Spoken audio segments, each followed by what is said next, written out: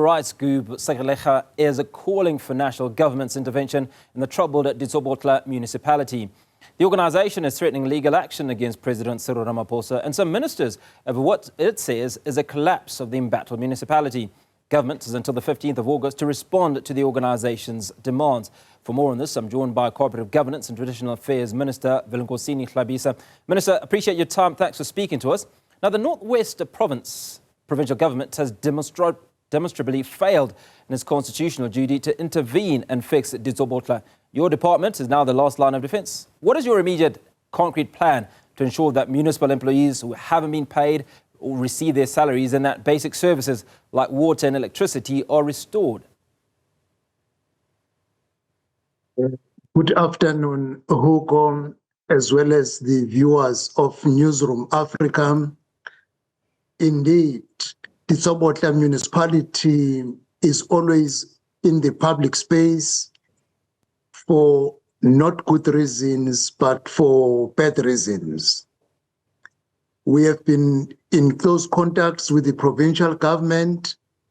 As you rightly know, the municipality has parallel structures.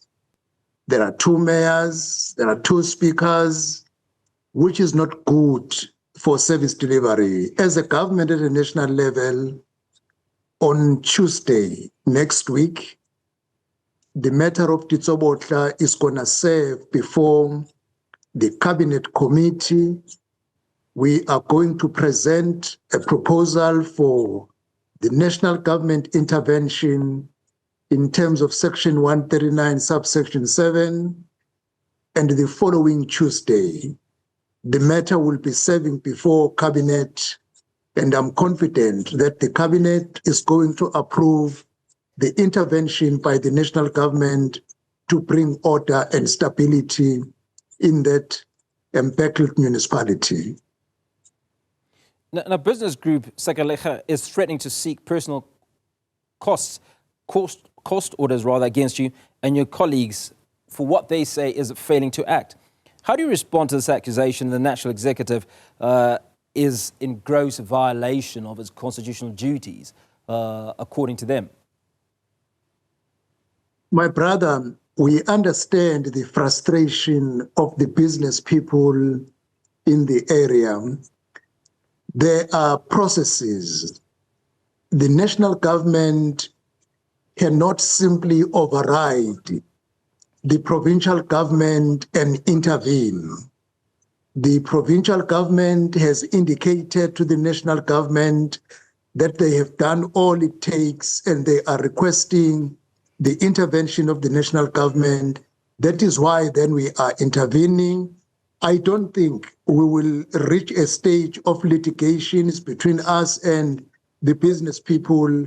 We are going to engage them immediately once I pass through cabinet committee on Tuesday and the cabinet actual executive on Tuesday the following week, that here is our decision. This is how we're going to intervene in order to ensure that they receive the services they want. Can you walk us through your proposal and the levels of your intervention and how it will remedy this problem? Hugo, I will do as you request, but the process is still going to go to the cabinet committee. Yes, sir. It will not be a right thing to say the cabinet committee is going to agree to 1, 2, 3 and the cabinet. But the principle is for the national government to intervene, you need to get the indication from the provincial government, which they have given. We have laid out in terms of our presentation that we will be presenting to the cabinet committee that the national government, COPTA minister, as well as the Minister of Finance, we work jointly in resuscitating the systems that have collapsed in the municipality.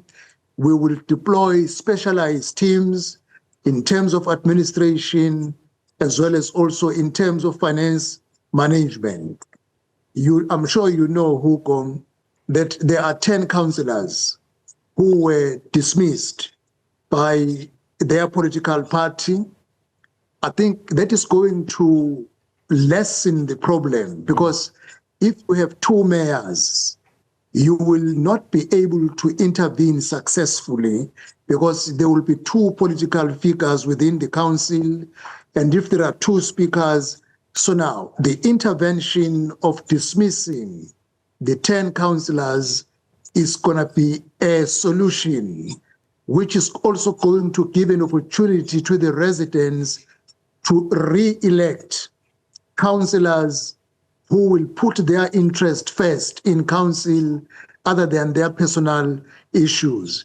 The whole plan will be released after the meeting of the cabinet, because it will not be fair to give details yet. I'm still submitting the memo for the cabinet to approve, which I'm confident they will approve, because we all want to see Ditsobotla Municipality being in the public domain for good reasons. Minister, now the ANC in the Northwest has suggested dissolving Ditsobotla and merging it with other municipalities. What's your reaction to this? Let us start with dissolving and merging.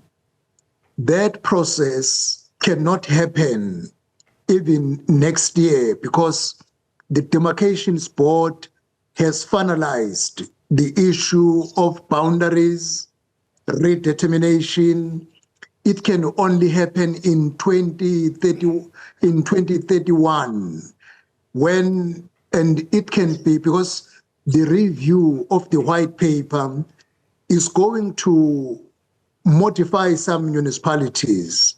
Then any proposal to modify boundaries, including Ditsobotla, will only be a product of the review of the white paper to be introduced in 2031. I do not want to comment much now, but all I can say, it cannot happen within the next 5 years. The biggest opportunity for our communities is elections. There are going to be by-elections there. People must not stay at home. They must go to the polling stations and vote for councillors who will serve them. And another opportunity is the local government elections anytime from 1 November next year. People of Ditsobotla have suffered for many years. Their vote is their determiner as to who should lead the council. That is all they can do that can happen within the next 5 years. Any other modification can only follow in 2031.